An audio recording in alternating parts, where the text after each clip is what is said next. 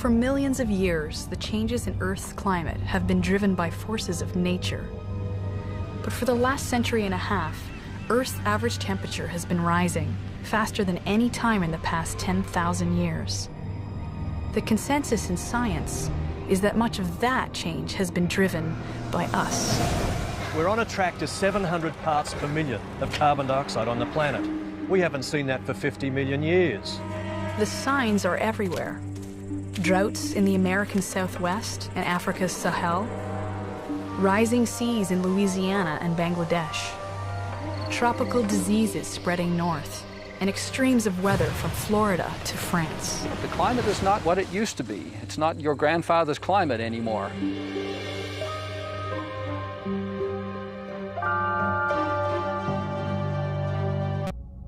You know, there are people who still say global warming needn't concern us. If it's happening at all, it's a natural trend, not much we can do about it. But there's now hard evidence which shows that the warming is not only real, it's accelerating. It's altering the climate's most basic elements, like rainfall and evaporation, days of sunshine and nighttime temperatures.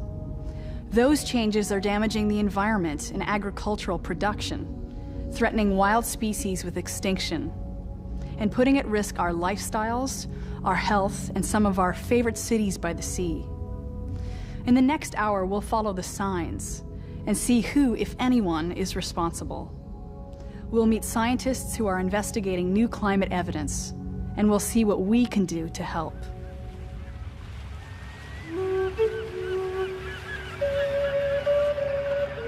It all starts with the warming.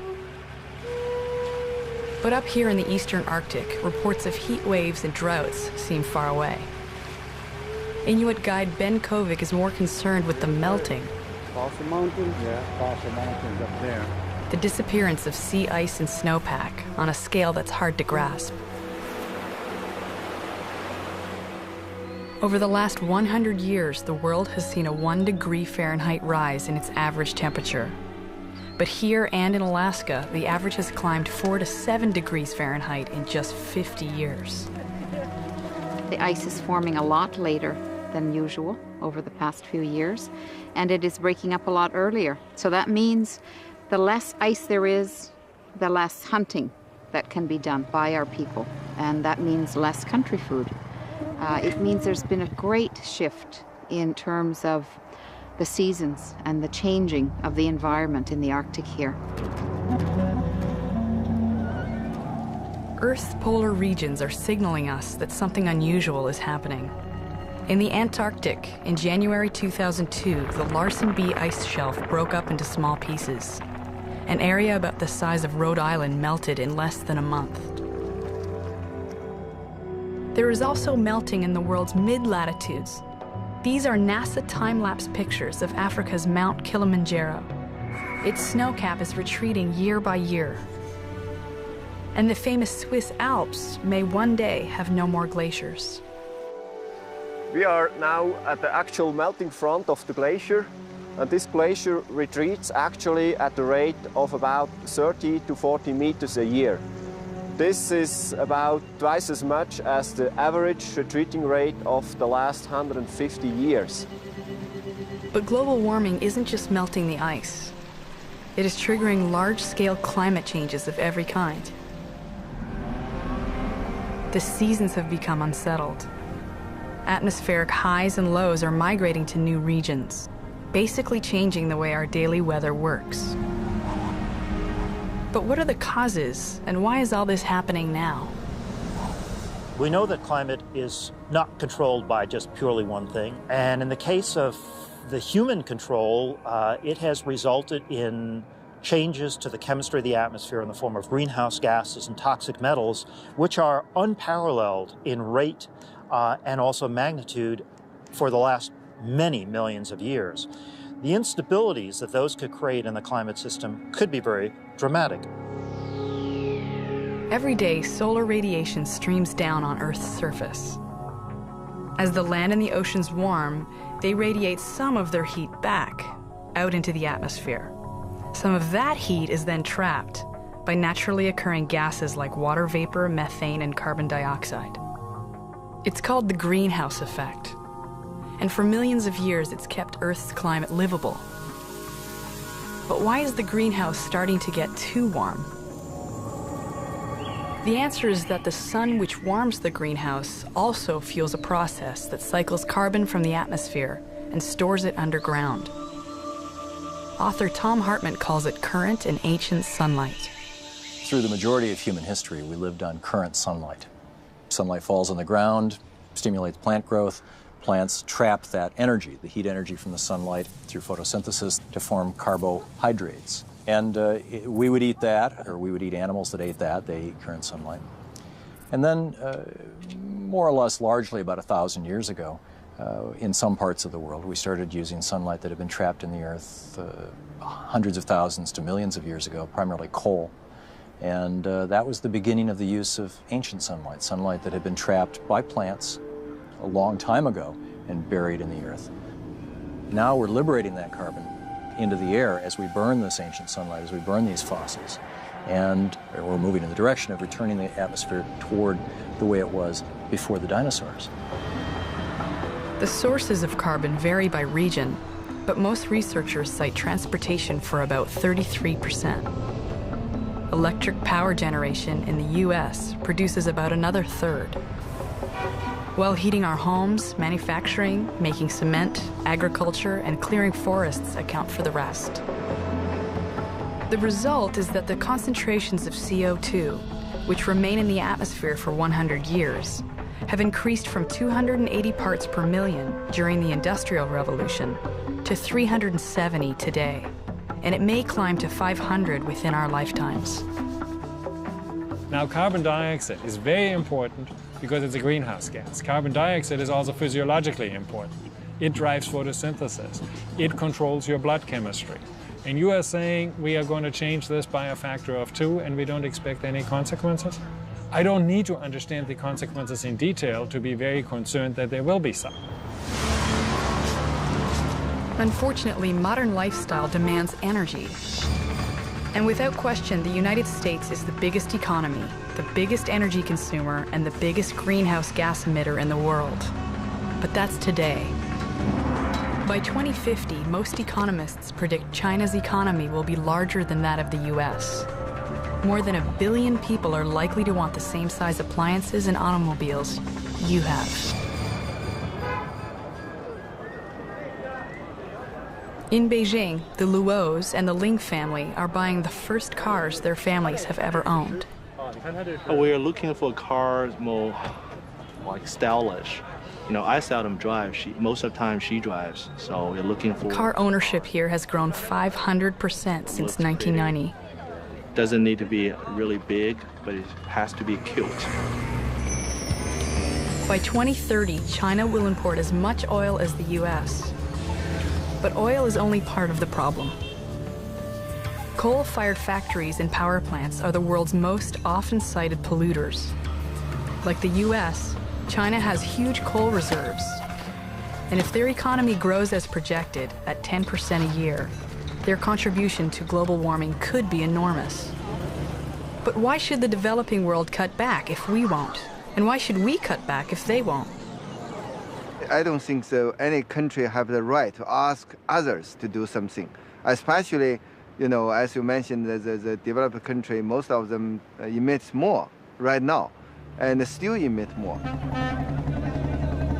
Another factor in climate change is global population increase. Though births in Europe and Japan may actually decline, the rest of the world's babies could push the population to 9.3 billion people by mid-century. 3 billion more than today. And a growing middle class will likely contribute solid middle class expectations. So far, we have put out about 300 billion tons of carbon. At current rate, it will take us 50 years to do that again.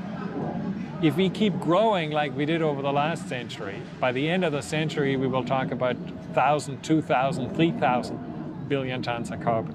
So these scales have changed. In the past, so far what we have done is we tweaked the system.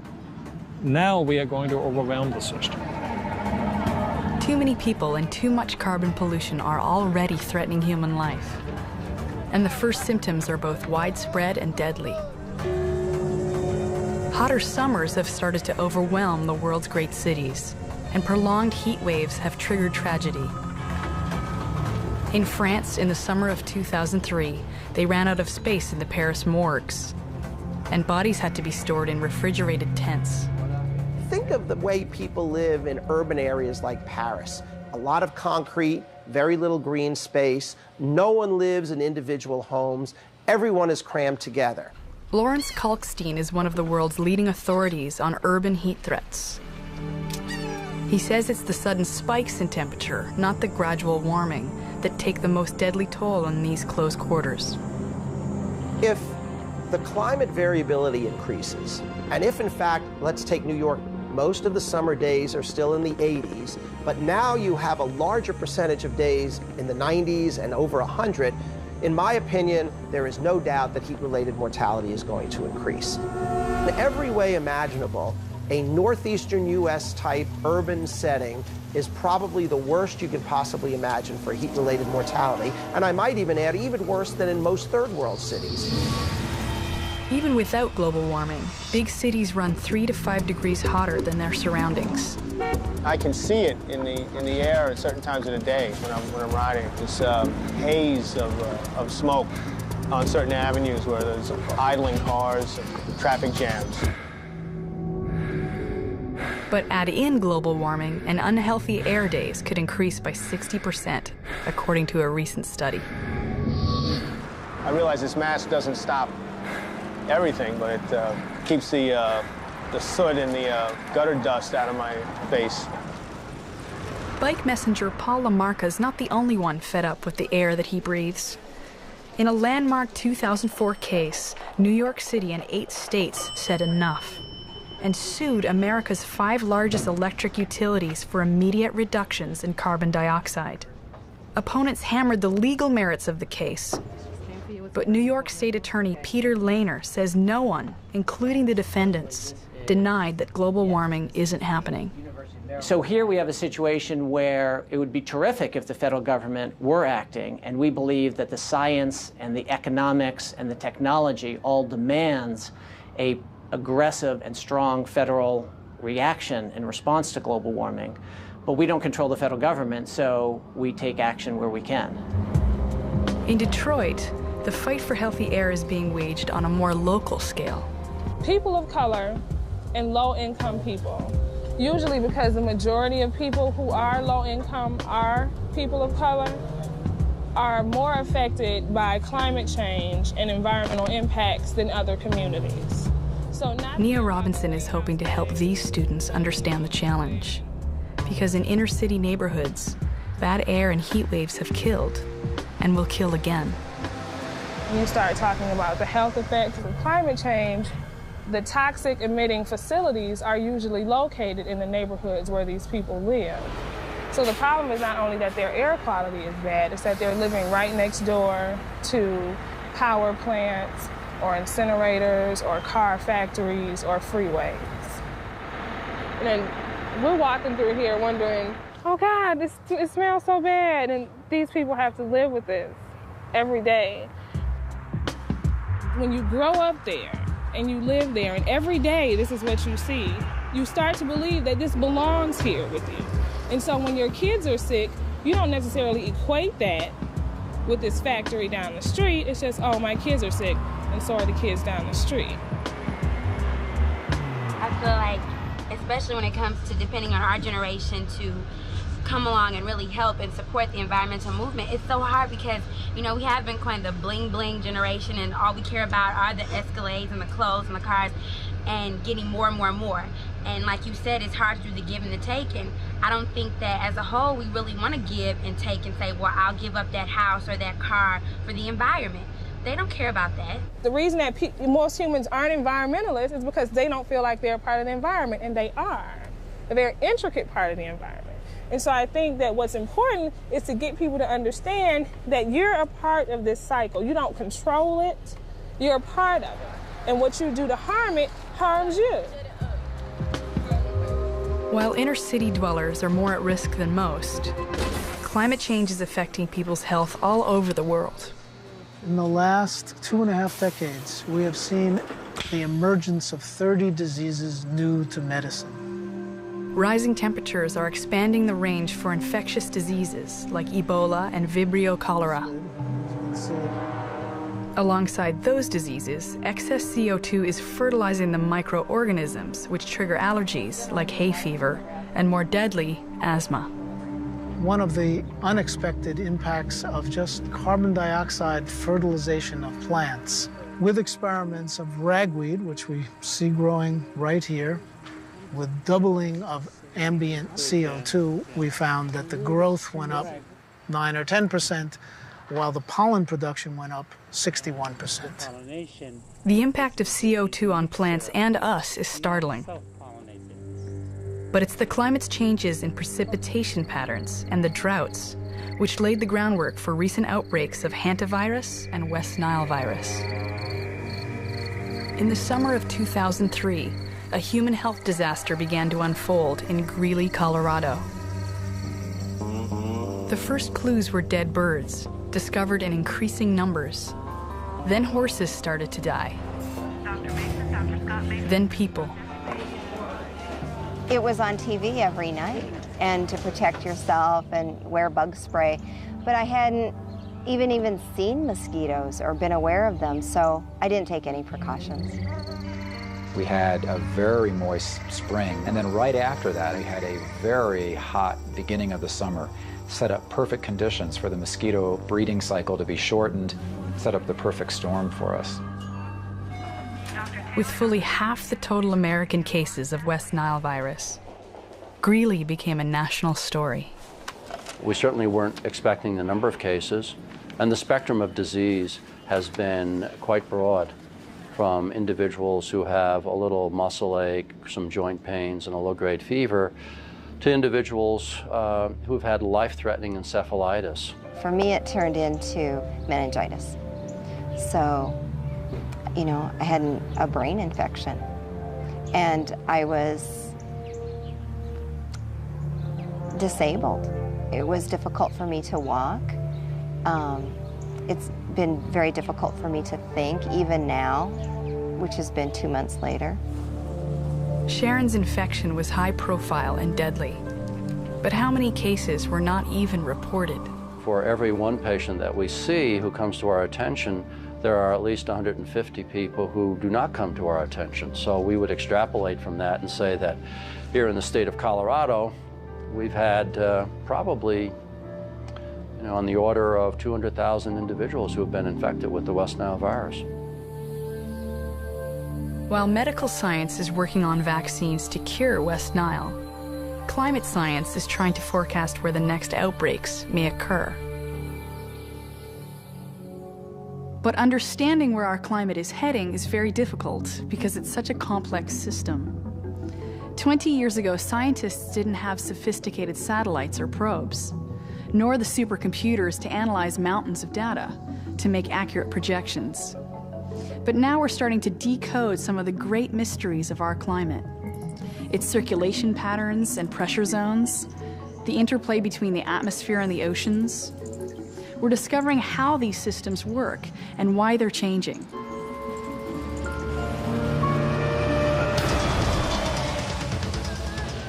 Violent storms have been part of life long before human record-keeping began. But there's convincing new evidence that warming sea temperatures are intensifying these deadly events. For the last 2 decades, scientists have been probing the most powerful of these climate systems. It's called the El Niño Southern Oscillation, and it sets the pattern for much of the world's climate. Normally, the prevailing trade winds blow westward across the Pacific, pushing a current of warming equatorial water before them. As a result, the sea level is about 20 inches higher, and the sea temperature is about 14 degrees Fahrenheit warmer in the western Pacific than in the east. During El Niño periods, which used to occur every 5 to 7 years, the trade winds weaken, allowing the warm water to drift back towards South America. This reverse movement pulls major atmospheric systems along with it, changing weather patterns all around the world. In some places, it increases the rain. In others, it brings severe drought. But El Niños appear to be coming more frequently, and climate scientists are investigating whether global warming is stirring them up in unpredictable ways. Well, the El Niño is a heat transfer. It's Mother Nature moving heat, transporting heat from one place to the other. So if there's more heat in the global system, in other words, global warming, then it's likely that there'll be more tweaking of the dial, Mother Nature trying to balance the heat around the planet. So we may see stronger events, we may see more frequent storm events. We don't know that yet, but certainly the whole fabric of this Earth and this system is interconnected. Mother Nature did more than tweak the dial in 1983. This is Colan, near the equator in Peru. Villagers here rely on fishing as their primary source of food. But the El Niño of '83 changed all that. Aguacero. 5 meses que no había sol. Y noche se caía aguacero. La mar fue un maremoto que hubo. Maretazo, quebró todas las casas y no podíamos salir a la pesca. Well, in 1983, the beach of Colan was almost completely destroyed. Actually, what you see now is a little bit of reconstruction. What happened is that the ocean level in 1983 went up 55 centimeters for 2 months. No, this was not a tide, it was the sea level 55 centimeters higher. Pure has 50 millimeters of rainfall a year in the average. You know, it's just 5 centimeters of rain in the average, including Niños. In 1983, it rained 2,500 millimeters, 50 times more. In 3 months, it rained as much as 25 years altogether. The village of Colan was extremely vulnerable to this major kind of climate event. But it's not alone. Here along the Atlantic seaboard, rising sea levels threaten entire communities. The sea rise is being driven by melting coastal glaciers in the high polar regions and by the slow expansion of the warming oceans. Recent studies warn that all of New York's subways and tunnels could flood, and Miami's beachfront hotels could be hit by 15-foot-high storm surges. But in late August of 2005, the warning flags along the Gulf Coast were flying. New Orleans sat waiting well below sea level, protected by a levee.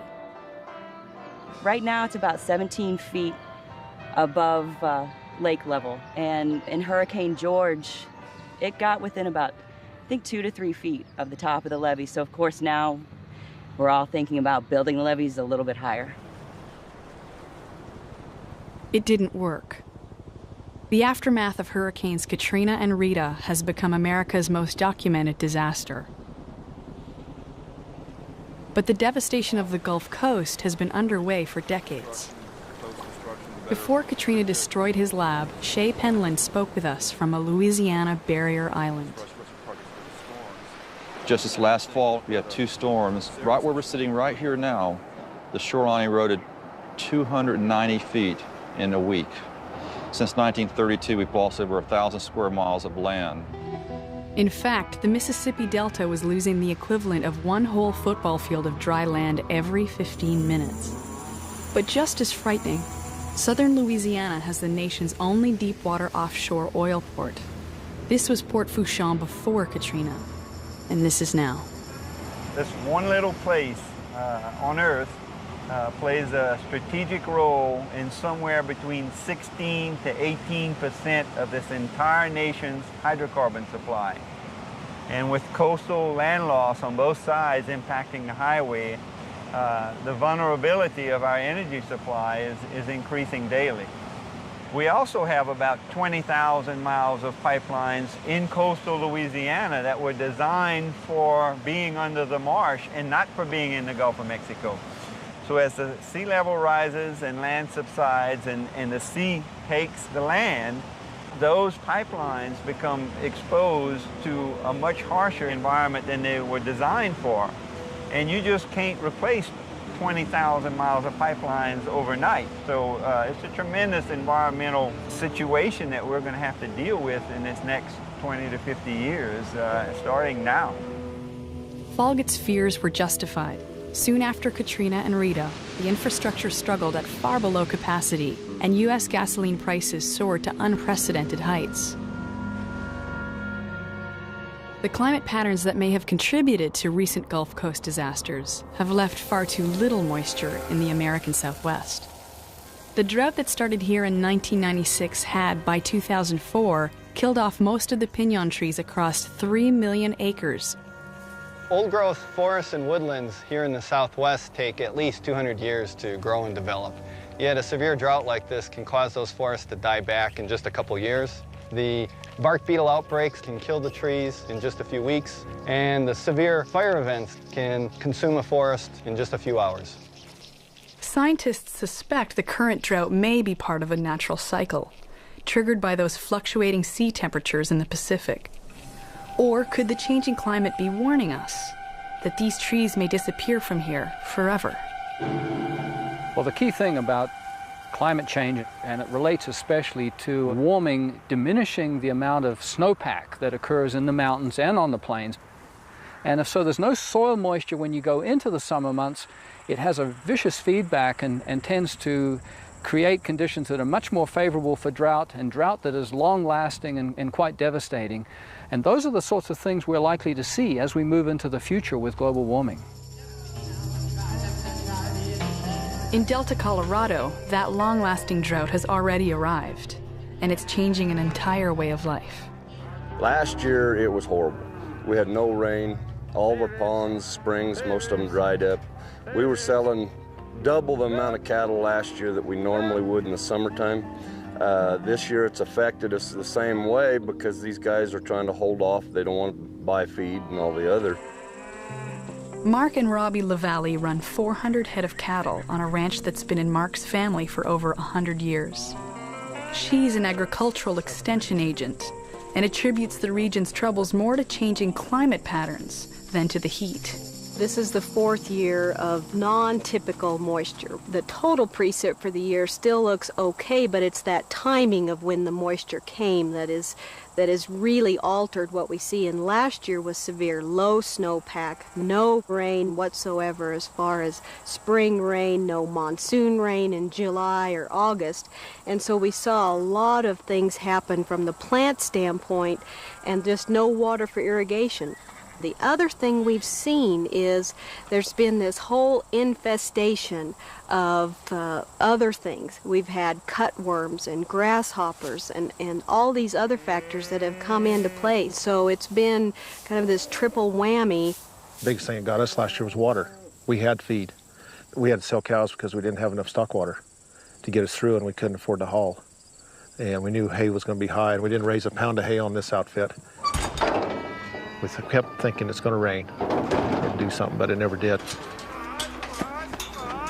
A lot of these guys I grew up with, the LaValles and Hotchkiss, most of that I spent a lot of my life up there. They're still young enough that they can get back in this thing. Time's the money now. 15 head, 900, bid a quarter. 900, not a bid now, quarter, not a bid now, quarter. Watchman. The ones that bothered me is the 55 to 70-year-olds that when they went out this year and last year on the drought, they probably will never come back. 25 here, 820, sold, $600, buyer number 6. It's not just livestock in Colorado that's under stress. The world's entire food supply may be vulnerable to climate change. We expect climate change to aggravate current weather extremes. Martin Perry headed the impacts report of the Intergovernmental Panel on Climate Change, which projected long-term changes in precipitation. It will tend to make already dry areas, the arid and semi-arid tropics, drier because the amount of evaporation due to the higher temperatures will reduce water availability. For example, in this part of southeast England where I'm standing now, a 1 degree increase in temperature will generally reduce water availability by about 10%. We would need 10% more rainfall in an average year to make up for that 1 degree warming. That same 1 degree of average warming would slash 10% off the world's rice yields, which provide a staggering 30% of Earth's food supply, raising grave concerns about the convergence of climate change and population increase. So we're talking about 2.5 to 3 billion more mouths to feed on a world with limited amounts of good arable land and water. And so to achieve food security 40 to 50 years out, the amount of food we're going to have to produce is going to be at least 60% greater than the amount of food we're producing today.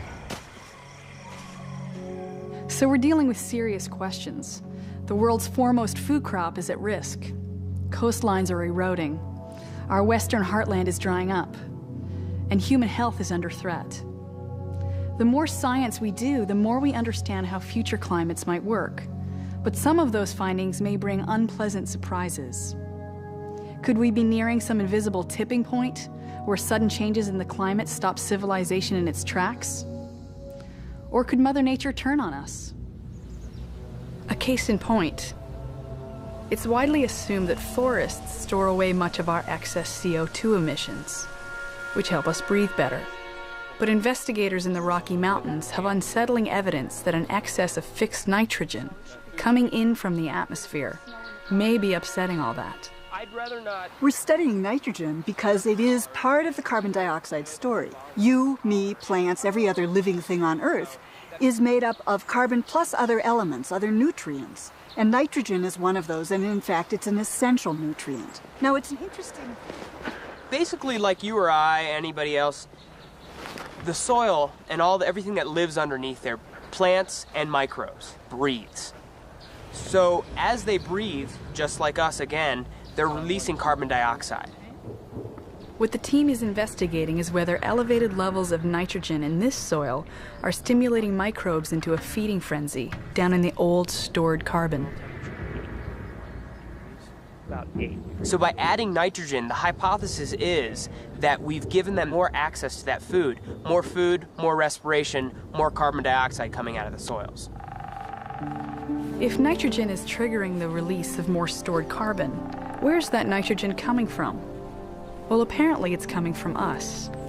Every time we burn fossil fuels, we produce nitrogen.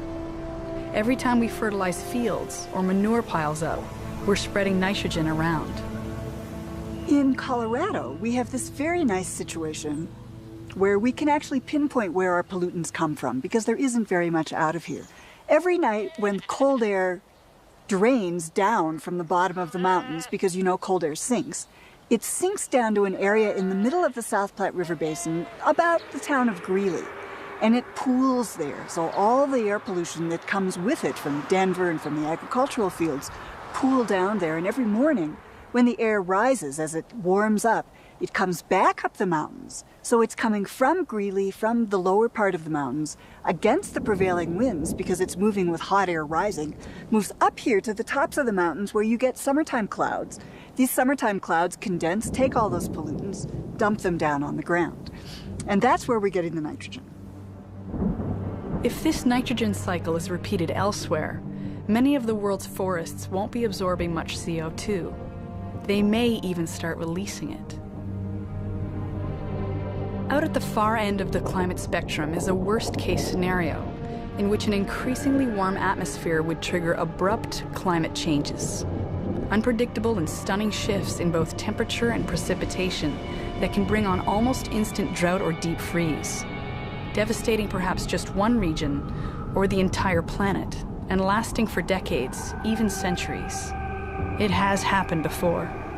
We've only known for about 15 years that the Earth had this capability of undergoing large, this means global, abrupt, this means a couple decades, changes, so that the whole system has reorganized many times in the last 100,000 years.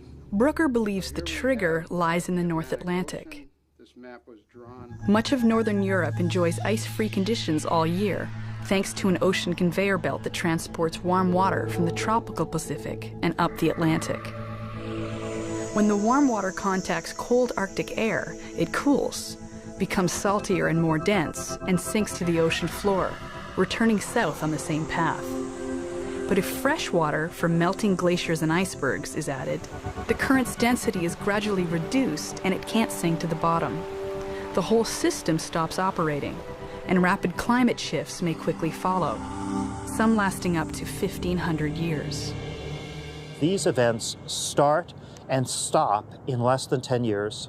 Arguably, some of them start and stop in less than 2 years, and they are immense events. The ones that occurred more than 12, 14,000 years ago were events that were so dramatic that there were changes in places like Greenland on the order of 10, 20, perhaps 25 degrees centigrade shifts in temperature that occur in less than 10, maybe less than 2 years. None of these rapid climate change events is going to suddenly result in a massive ice sheet dropping from the sky and covering North America. But we don't have to experience anything anywhere near that big to be very, very vulnerable to climate change. So we're doing a dangerous thing.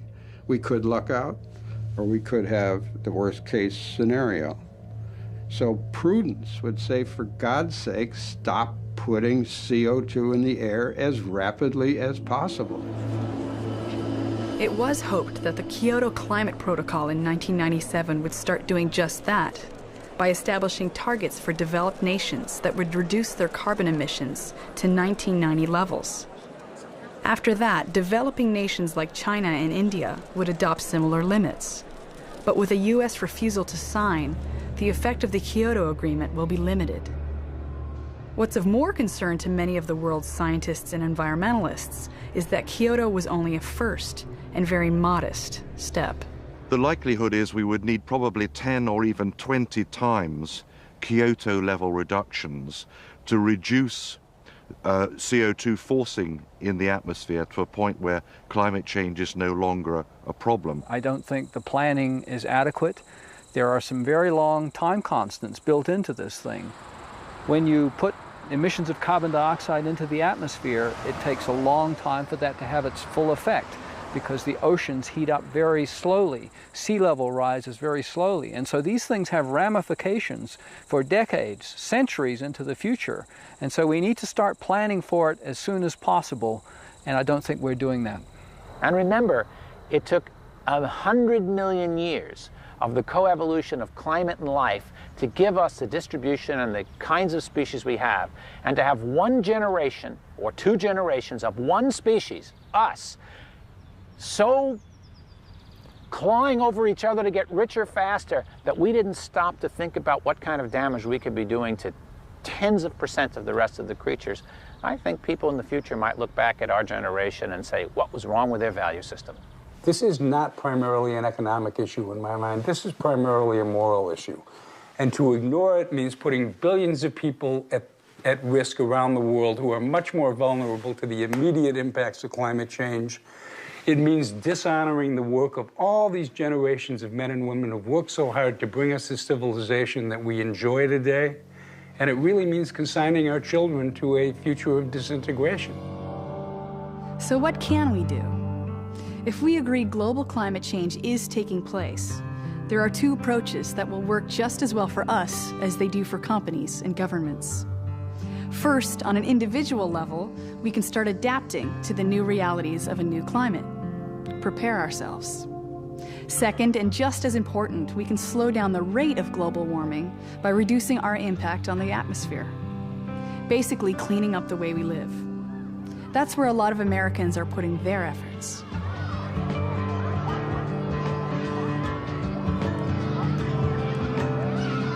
The kids at Harper's Choice Middle School belong to a generation likely to be most affected by global warming. Happily, they seem to understand that and enjoy getting involved with environmental programs like the Energy Alliance. Before I started Energy Alliance, I would never turn the lights off, always leave them on. Now I'm getting a lot better, and I'm putting the computer to sleep, which I learned saves a lot. 2 computers are on. That's also not good. Here in Maryland, these kids are auditing their school to check for energy wastage. So she gets a friendly reminder. Okay. Teachers who leave lights and computers on are given a ticket and told to be more careful. The kids love that. I got a friendly reminder. Says I left my lights on, and they caught me with my computer on. Nice weekend, guys. The program allowed us to develop in kids a real passion, an interest and a passion for what they do, particularly in this case in the environment. I mean, these are the kids who, as they get older, will get actively involved in the environment, in our planet. All over the world, it seems, this is a message which kids understand and care about. Here in Beijing, at the Showpiece Eco School, good citizens of tomorrow get ready to take this message to their homes and families. Change your life. Help slow down the global warming. The impact of carbon pollution worries the Beijing authorities as they prepare to host the Olympic Games. China recently set new emission standards that are stricter than most of those in the US, though actually enforcing them countrywide may prove more difficult. In Beijing, however, taxis are given many incentives to convert to natural gas. At least one cabbie has found that it's cheaper and healthier, and you don't have to speak Mandarin to understand his relief. 因为一旦摇下来以后，呛眼睛和鼻子很难受。就说从这个烧了气以后，北京市这个天气变化很好，太好了。For China, this is a first step on the road to cleaner air. In the US, however, there's an uphill battle to change the car culture, mainly to introduce clean technologies that could steer our automotive obsessions in the right direction. This is the annual Future Truck competition between 15 university engineering schools. The challenge is, whose new technology will outperform its gasoline counterpart and burn fuel cheaper, cleaner, and more efficiently? This truck behind us is a split parallel hybrid electric. Parallel diesel electric hybrid. Pre-transmission parallel hybrid. Hydrogen fuel cell powered. Ethanol electric hybrid. Diesel electric hybrid. Hybrid diesel electric vehicle with a modified 4-liter vehicle with a small internal combustion engine and a powerful electric motor. Top prize this day went to Wisconsin's biodiesel hybrid, which delivered an impressive 45% more miles per gallon, while cutting carbon emissions in half. The fact is, there are a number of electric drive hybrid cars, trucks, and buses already on the market, and not necessarily where you'd expect. In 2001, the Sheriff's Department of Martin County, Florida, became the first law enforcement agency in the country to add hybrid vehicles to its fleet. Well, I'm always looking for new things. I like to be on the edge in technology, and I'm always willing to make a change if I have confidence that it's the right thing to do and will have a benefit. So it wasn't a big leap for me. I was kind of eager to try it out. Sheriff Crowder now has a number of different hybrids in his fleet of 22, and that number is growing each year. The first payoff has been an impressive 60% reduction in fuel costs. The cars are used for a variety of non-pursuit applications, in most cases replacing aging, low-mileage police cruisers. And acceptance is growing. Some of our friends made fun of us because this isn't a normal police car. When they gave me mine, I had mixed emotions, but I enjoy that car now because part of my job is to drive through neighborhoods or look for either suspects, or sometimes we have to do runaways. If you're in a regular police car that's unmarked, people pick up on it really quick. They don't even give my car a second glance. Beyond hybrid technology may lie the much heralded hydrogen economy. But even its advocates agree it's at least a decade or more away. In the meantime, some very bright people are simply doing ordinary things a different way. A 5, 6, 7, 8. This is a rehearsal for Climate Change, the Musical, in Keene, New Hampshire. Disease vectors, health sectors. People here are excited about meeting the challenge of keeping Keene green. Manufacture denial, non-linear feedback events. The city council decided to do what they could by reducing carbon emissions in every activity controlled by the city. They're using low-polluting biodiesel fuel in all their trucks and heavy equipment. Scientific uncertainty, climatic variation. And while this recycling plant looks fairly standard, it's actually powered by methane, which comes from the old landfill next door. This is one of 17 interconnected wells that basically supply a pipeline that directs down to that blue building down there, which is simply a diesel generator that's been modified to run on methane gas. And it goes into our electrical transformers, and three-phase power is produced and single-phase power is produced. We came up with a business case, essentially, that showed that producing our own power on site was not only feasible, it was highly desirable and very favorable from an economic standpoint. The power company sends us a bill each month. It's about $7, and it's the cost of mailing us a bill.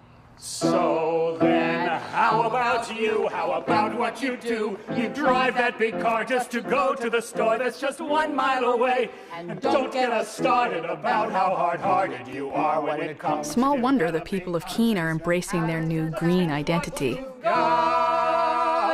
Okay, oh, there's something else over here I gotta show you. This is really cool. There is a revolution going on in energy-efficient home construction all over the world, and it's being spearheaded by radical young architects like Chris Holmes. Just a few years out of architecture school, he's reinventing the concept of affordable green living. In a few years, we're gonna have a big eco-building empire across the country, I have no doubt. This is a working-class neighborhood in Montreal, where Holmes has developed a radical concept for affordable multifamily housing. Each two-story unit is cheap by big city standards, less than $150,000 US. They're cheap to rent or buy, and even cheaper to run. A homeowner will only pay about $50 US a year for heating, cooling, and hot water.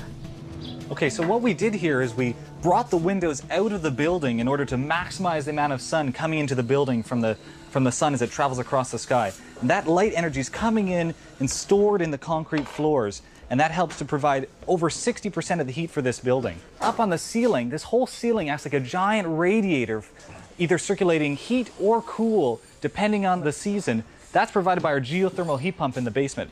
And finally, we have a lot of energy recovery techniques that we use. We recover energy from all the waste water. We recover energy from the waste air that goes out. We also have incredible windows in this building. This is really cool. As Chris's projects are demonstrating, there are untapped reserves of geothermal energy everywhere underneath us, not to mention independent, emission-free energy from sources and technologies that already exist. In fact, wind farms near Altamont, California have enough capacity to supply electricity to 500,000 households. And a federal study estimates that wind power potential in the Dakotas, Kansas, and Texas alone could supply all of U.S. electrical demand. But even that doesn't match the potential of the sun. Each day, more solar energy hits Earth than its 6.4 billion people could consume in 27 years. But you don't have to live in the Sun Belt. Contractor Lyle Rawlings is bringing solar into the energy mainstream in New Jersey by helping union electricians learn the ins and outs of the technology. Solar energy is actually the most intensive job creator of any form of energy. It creates 4 times more jobs per kilowatt hour generated than fossil fuels such as coal. It's manufacturing jobs, it's installation jobs, it's technicians that do servicing, a lot of high-quality technical jobs that are being created right here in New Jersey. At the top of the customer satisfaction list is the moment they start selling electricity back to the power company. And as soon as we flip the switch, we'll see that meter slow down and stop and then start to spin the other way, and people love to see that.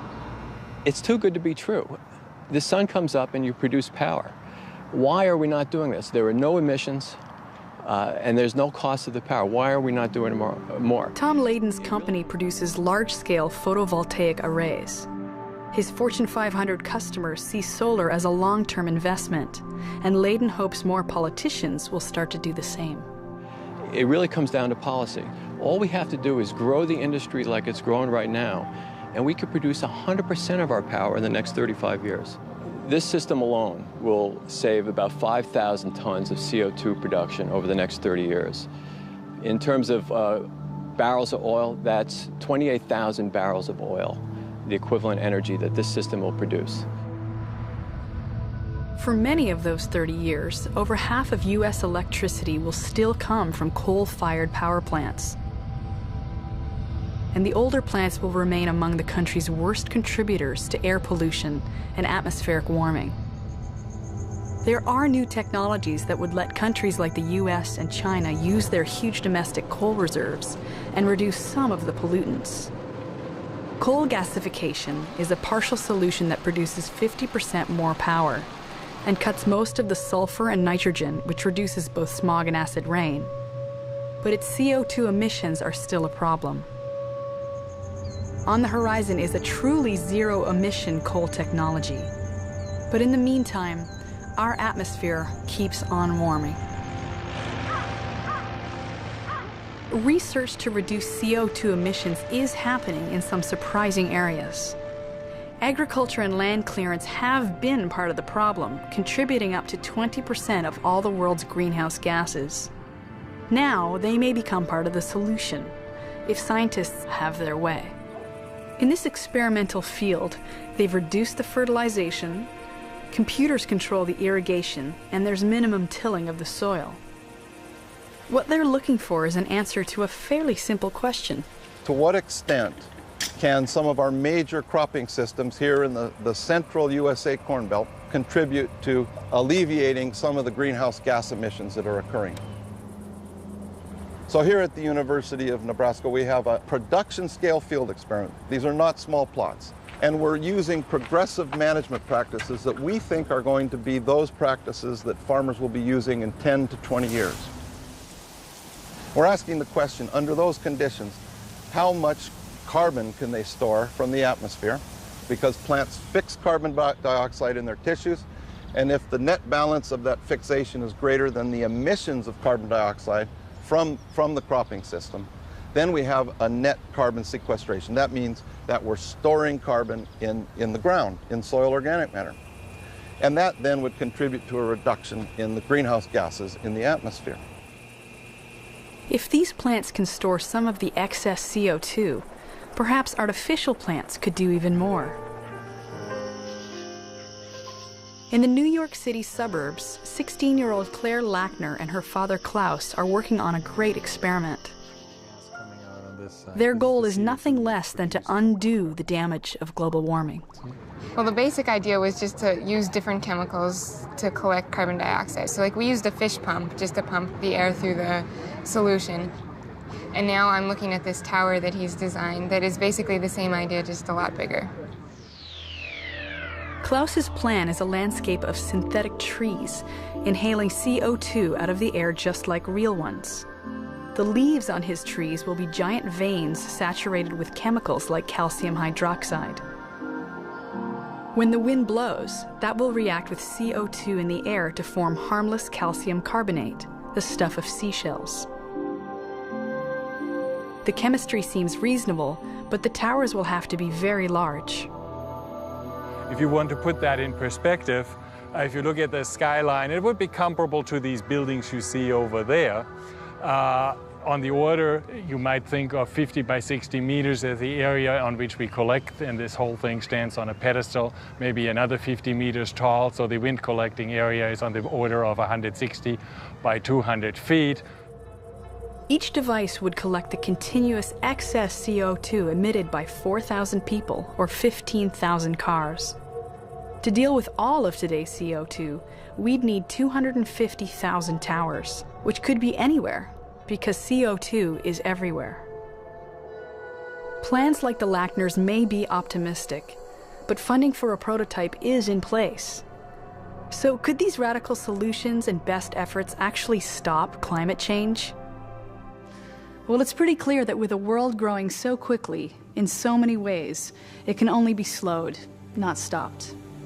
Climate change is deceptive because its signs occur almost imperceptibly. So the question becomes, what happens next? Can we wait for new technologies to save the planet? Or for governments and big business to take the first steps? The fact is, many solutions to slowing down climate change are already here, or very close.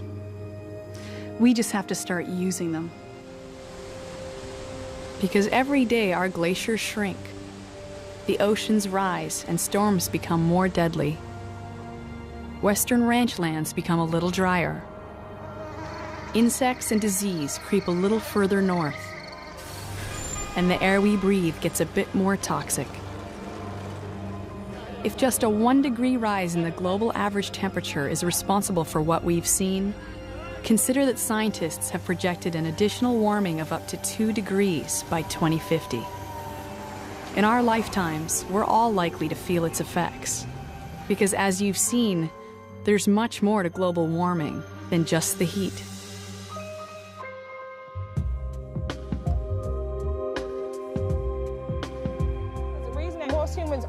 environmentalists is because they don't feel like they're a part of the environment, and they are.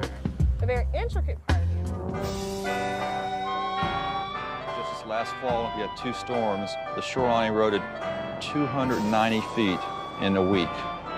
Since 1932, we've lost over 1,000 square miles of land. The program allowed us to develop in kids an interest and a passion for what they do, particularly in this case in the environment. These are the kids who, as they get older, will get actively involved in the environment, in our planet.